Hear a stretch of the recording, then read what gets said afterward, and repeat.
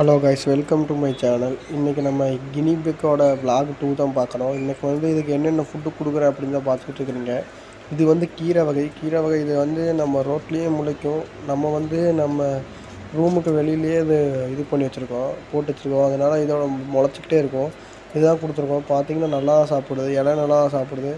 அவங்க புண்ணாக்கு ஃபுட்டு கொடுத்தாங்க. அது எனக்கு கொடுக்குறதுக்கு அவ்வளோவா இன்ட்ரெஸ்ட் இல்லை.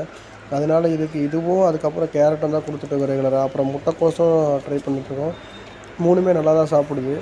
பார்த்திங்கனாலே தெரியும், இலையை பிச்சு பிச்சு சாப்பிட்றது மாதிரி தெரியும். இந்த எல்லோ கலர் ட்ரேயில் தண்ணி வச்சுருக்கோம். தண்ணியும் இதுக்கு முக்கியமான மெயின்டெனன்ஸ்னால் கீழே இருக்க நம்ம ட்ரே இருக்குல்ல, அதை ரெகுலராக க்ளீன் பண்ணணும். இது வேஸ்ட்டு நிறையா சாப்பிட்றனால நிறையா வேஸ்ட்டும் ப்ரொடியூஸ் பண்ணோம். இது ப்ரொடியூஸ் பண்ணுற வேஸ்ட்டை அப்பப்போ க்ளீன் பண்ணலைன்னா இதுக்கு நோய் வரக்கான வாய்ப்பு ஜாஸ்தியாக இருக்குது.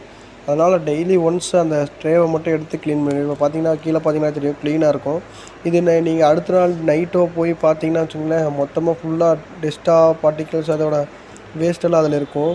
அதை மெயினாக க்ளீன் பண்ணிக்கோங்க. கினிபிக்கை பொறுத்தளவுக்கு நீட்டாக கேஜை மெயின்டைன் பண்ணிங்கன்னா தான் அது நல்லா ஹெல்த்தியாக இருக்கும். அப்போ தான் நம்மளுக்கு அதோட ரிசல்ட்டும் கிடைக்கும். இல்லைன்னா பிரயோஜனம் இல்லை. தேங்க்ஸ் ஃபார் வாட்சிங். மறக்காம சர்ப்ரைஸ் பண்ணுங்கள்.